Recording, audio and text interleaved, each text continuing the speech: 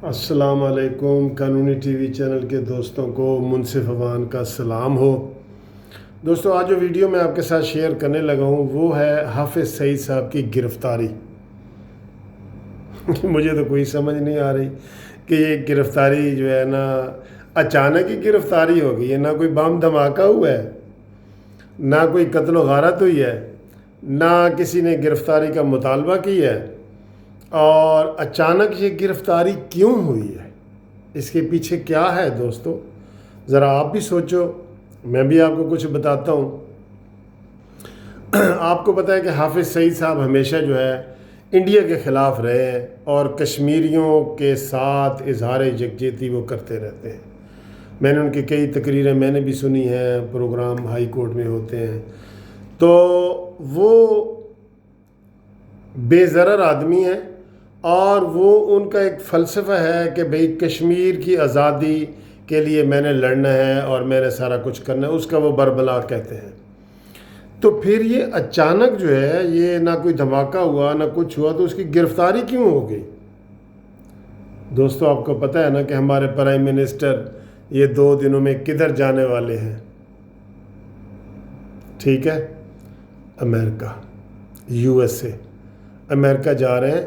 تو جب امریکہ میں کسی کے پاس دوست کے پاس جا رہے ہیں، وہ ان کا نیا دوست بننے والا ہے، تو ان کو کوئی تو تحفہ دینا تھا نا، تو ان کو یہ تحفہ دیا گیا ہے، USA کے صدر کو تحفہ دیا گیا ہے۔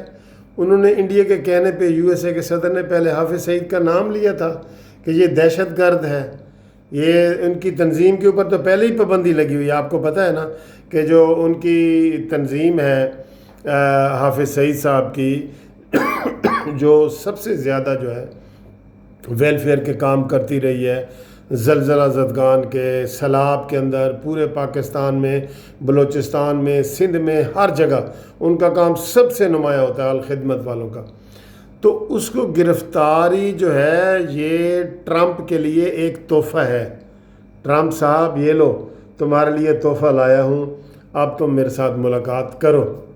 ہو سکتا ہے کہ ملاقات میں یہ چیز طے بھی ہوئی ہو ملاقات سے پہلے کہ بھئی یہ کام کرو تو پھر میرے ساتھ مل سکتے ہو، ورنہ میں ہاتھ کسی سے نہیں ملا سکتا۔